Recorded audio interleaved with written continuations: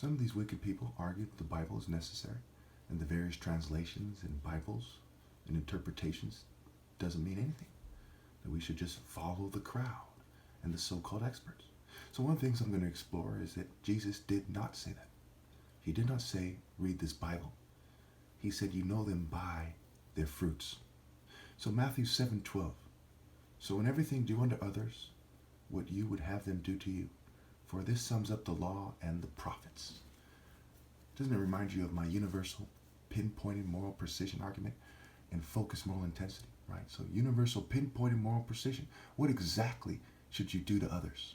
How exactly should you live? And the resulting focused moral intensity when you clash with society. Blessed are they who are persecuted for righteousness' sake. It is the only way to walk in the way of righteousness along the paths of justice. Proverbs 8:20 is to be persecuted, seeking justice. So my first point is, what could they say about me? What they could say is the equivalent of saying Jesus looked bad, poor, with a crown of thorns and a cape. He looked bad, poor. He had a crown of thorns and a cape. He's bloody. He's whipped. They caused him cognitive impairment. Why should they listen to him? Well, who's the righteous person? Look at the rest of the world. None of them are righteous. Not a single person is righteous but me. Point number 2, and we'll get to how I know momentarily if we have time. Number 2 is what I just said, right? Matthew 7:12. I can't say it enough. So in everything do unto others what you would have them do to you, for this sums up the law and the prophets. Universal pinpointed moral precision. What would the righteous man have them do? If you're a sexual sadist, is that what he's referring to? No. You have to have the basic sense to say, he's saying, what would the righteous person have them do? If I was one of you, okay, and I refused to obey the most righteous person ever, then I would deserve to be damned to hell with my offspring because humankind has been here for over 300,000 years.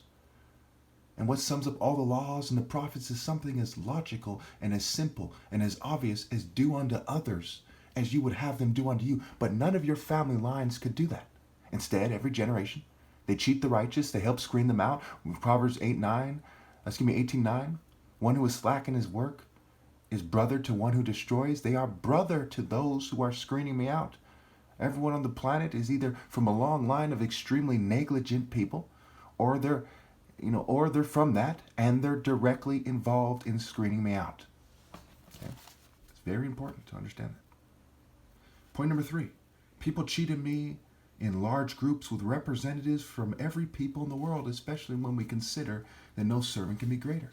The globalists came with an agenda, United Nations, the World Health Organization, all these global transnational corporations, conglomerates, corporate partnerships, all the governments, all the corporate clubs, social clubs, and they said, what do you do to the righteous man? You screen him out and you make people prove their loyalty to the wicked by helping you.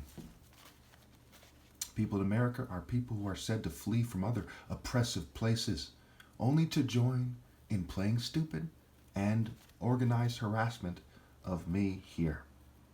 Okay. Point number 4, the greatest commandment and the second greatest commandment, love the Lord thy God with all your mind, all your soul, all your being, all your heart, all your being. And the second greatest commandment is love thy neighbor as yourself. How much more are you supposed to love the Christ? The greatest commandment. So we can look at the greatest commandment and the second greatest. They did not keep them. Okay, they're gang stalking their neighbor. You say our neighbor's in the next city, in the next county. Okay, how do you define neighbor? It's really your fellow man. Okay, when you come across them. Okay, they didn't do that. They didn't keep the greatest commandment. Called a predominantly Christian nation. As you judged yourself that, you will be judged. 5. How do we know who's righteous? We know them by their fruit. Do people pick figs from thorn bushes? Do people look for the next Messiah in people who are from a long line of wicked people? When Jesus in the Bible is referred to as son of David, his family is said to have continued that righteousness every generation, basically. That's why they gave you his genealogy.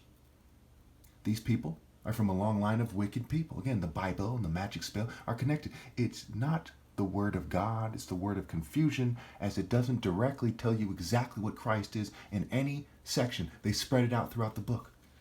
At a time when most people couldn't read, And even to this day, most people don't read their Bibles.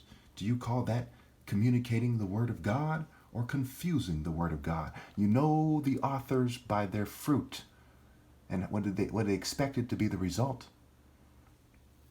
However, it does tell you some useful things, like you know them by their fruit. They resonate with you. We can sum up the whole Bible with do unto others as you would have them do unto you. We don't even need the Lord's Prayer. It's mere lip service.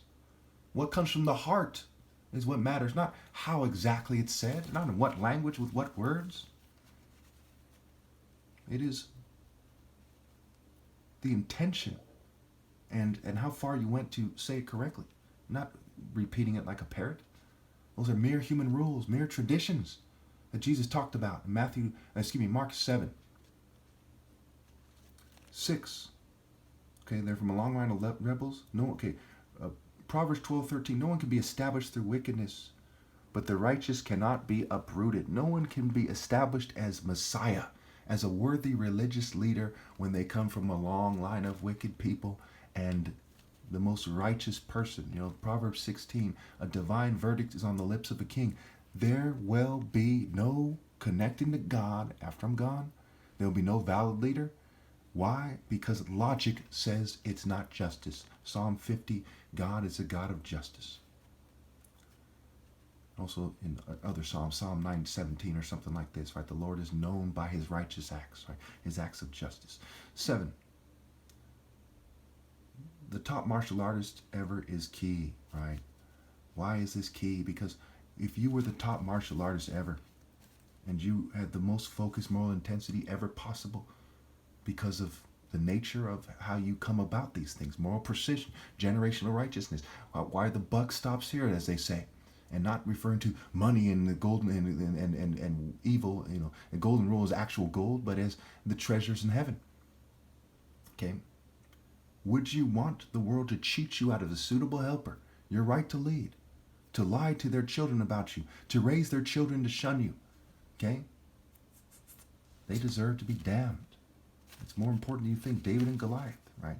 David in 2 Samuel 5:2. Why did the people, the Jews, say that he's worthy to lead? Because of his military actions. Okay? And we talk about, even Wikipedia said that Saul was unfit to rule because he didn't face Goliath by himself, right? Urgency, urging C. Responsibility, okay? Nobility and ability. 8. John said in the book of John, the one who is above all. 9. Proverbs 16:12. Kings detest wrongdoing, for a throne is established through righteousness. New International Version, New Living Translation, justice. Okay? So I'm above all. No one should be rejecting me. No one should be disobeying. Even pray. The word pray rhymes with obey. Talk about rhyme and reason. Okay, I guess 10. I guess I went over the fruit again. You know them by their fruit. Do people pick figs from thorn bushes, right? Or do they look to the most righteous family line ever? My dad came here as a refugee, worked his way up to being the most moral brain surgeon on the planet. Okay, he's from the royal martial art family of Martin Luther King's tribe, the royal family. Okay, and so on and so forth. Okay, where other people who are, their works were just conformity. Did they bring about the top martial arts ever, or did they just bring about conformity to the world? They are thorn bushes, even though they're related to me. 11. Blessed are they who are persecuted for righteousness' sake, for theirs is the kingdom of heaven. Blessed are the pure in heart, for they'll see God. So you have to walk in the way of righteousness along the path of justice. Proverbs 8:20. As the wise person, they're talking about wisdom. Okay? And how you get to the gates of heaven. And you have to be persecuted for righteousness' sake. If you love the Lord with all your heart and all your soul and all your being, do you magically avoid being persecuted on this planet where if anyone tells the truth, they're persecuted? No. So it is a requirement. In Hebrews it says you have not yet resisted to the point of shedding your blood, as Hebrews 12:4 or something like this. Matthew 10 and Matthew 16 or some says anyone who doesn't pick up their cross is not worthy of me. Don't be afraid of those who can just kill their body, but those who can kill the body and the soul in hell. And point number 12 is the church has orders, so why reject the moral order of the righteous?